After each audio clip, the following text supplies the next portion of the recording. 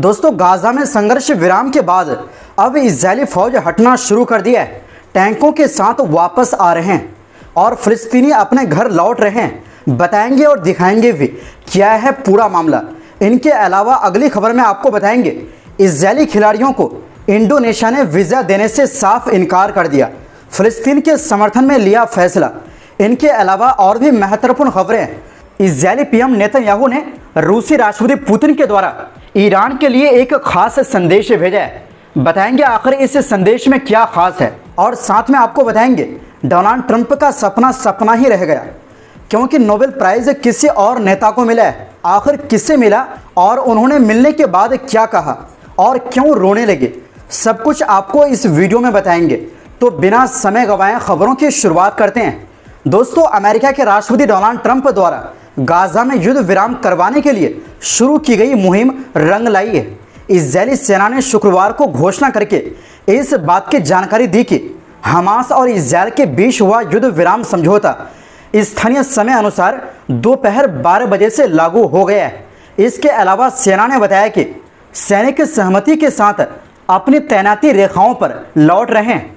Israeli सेना की तरफ से यह बयान ट्रंप की पीस डील पर इजरायली कैबिनेट की मुहर लगने के बाद सामने आया है।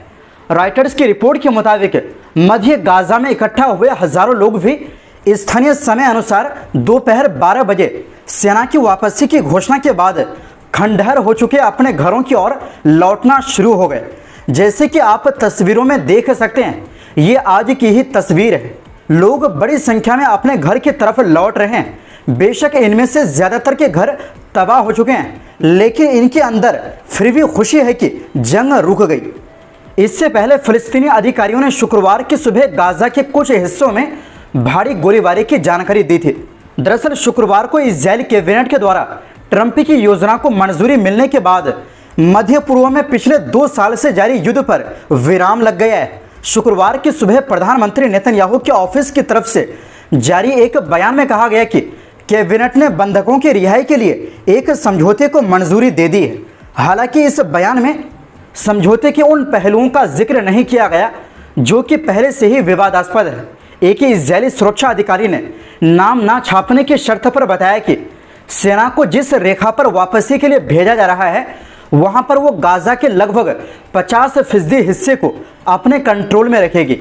रिपोर्ट्स के मुताबिक गाजा में युद्ध विराम लागू होने की घोषणा होने तक गोलीबारी जारी रही।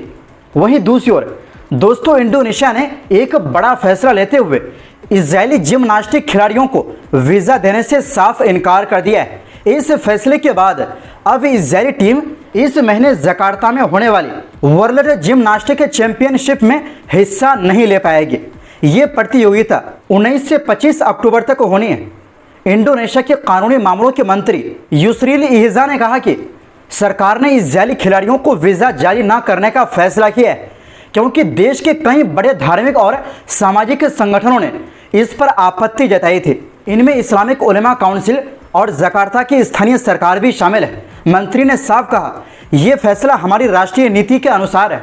जब तक इजरायल फिलिस्तीन को एक आज़ाद और संप्रभु देश के तौर पर नहीं मानता, तब तक इंडोनेशिया उसके साथ किसी भी तरह का संबंध नहीं रखेगा। इस बीच संयुक्त राष्ट्र के सांस्कृतिक अधिकारियों के खास प्रतिनिधि एलेक्जेंड्रा झानथाकी ने कहा है कि अब वक्त आ गया है कि इजरायल को अंतर्राष्ट्रीय खेलों से बाहर कर दिया जाए और इसके लिए किसी शांति योजना का इंतजार नहीं करना चाहिए। उनका कहना है कि संयुक्त राष्ट्र की स्वतंत्र जांच में पता चला है कि इजरायल ने कब्जे वाले फिलिस्तीनी इलाकों में नरसंहार किया है। उन्होंने यूरोपीय फुटबॉल संघ UEFA से भी अपील की कि इजरायल को अपने प्रतियोगिताओं से निकालें। झानथाकी ने साफ कहा, हम चुप नहीं रह सकते, खेल संगठन भी अब जागें। ये कोई छोटा मामला नहीं है, ये इंसानियत के खिलाफ बड़ा अपराध है। संयुक्त राष्ट्र के 41 विशेषज्ञों के पास सबूत है कि इजरायल ने गाजा में गंभीर युद्ध अपराध किए हैं। सितंबर की रिपोर्ट में भी कहा गया कि इजरायल ने नरसंहार रोकने वाली अंतर्राष्ट्रीय संधि की 5 में से 4 शर्तें तोड़ी है।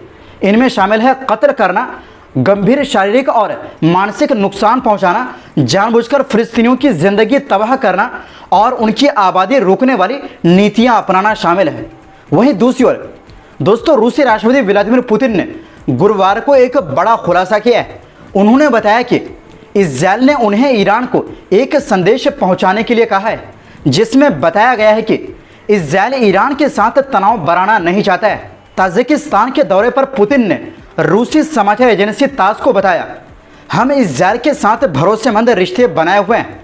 हमें इजरायली लीडरशिप से संकेत मिल रहे हैं कि वो हमारे ईरानी दोस्तों तक ये बात पहुंचा दे कि इजरायल आगे समझौते के लिए तैयार है और किसी भी तरह के टकराव में दिलचस्पी नहीं रखता।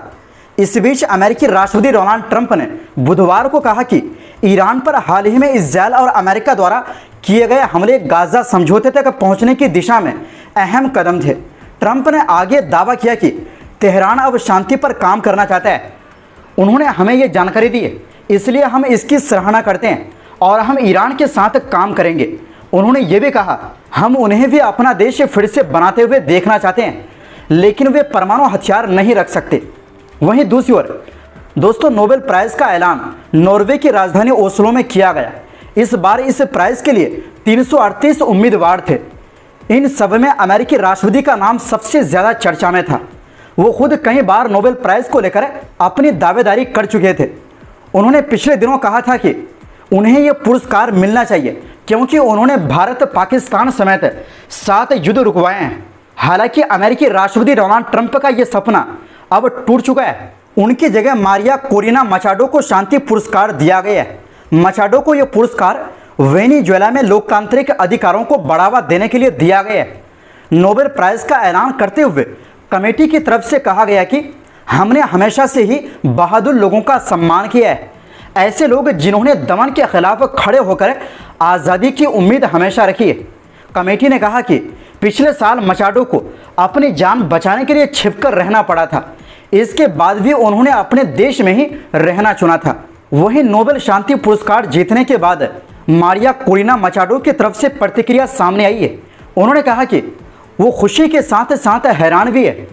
वेनेजुएला की विपक्षी नेता कोरिना को उनकी जीत की खबर मिलने के बाद एडमंडो गोंजालेज उरुटिया ने फ़ोन किया तो दोनों ही खुशी और हैरानी से भरे हुए थे। पिछले साल जब कोरिना को राष्ट्रपति चुनाव लड़ने से रोका गया था, तब एडमंडो ने उनकी जगह चुनाव लड़ा था। वहीं नोबेल इंस्टीट्यूट के निदेशक क्रिस्टियन बर्ग हार्प वीकेंड ने जब उन्हें फ़ोन पर बताया कि वो विजेता है तो कोरिना भावुक होकर रो पड़ी। आपको बता दें कि डोनाल्ड ट्रंप को इस बार नोबेल शांति पुरस्कार के लिए 8 देशों ने नॉमिनेट किया था, जिनमें Pakistan, Israel, America, Armenia, Azerbaijan, Malta और कंबोडिया शामिल है। नोबेल शांति पुरस्कार के लिए नामांकन हर साल 1 फरवरी से शुरू होता है और 31 जनवरी तक भेजे गए नाम ही मान्य होते हैं। पिछले साल ये पुरस्कार जापान के निहोन हिडांकियों को मिला था, जो हिरोशिमा और नागासाकी पर परमाणु हमलों से बचे लोगों ने 1995 में बनाया था। इसने दर्द और तकलीफ के बावजूद शांति और उम्मीद फैलाने का काम किया। तो दोस्तों, फिलहाल के लिए इस रिपोर्ट में बस इतना ही। आपसे गुजारिश है, हमारी सपोर्ट के लिए वीडियो को लाइक और शेयर ज़रूर करें। बहुत बहुत शुक्रिया।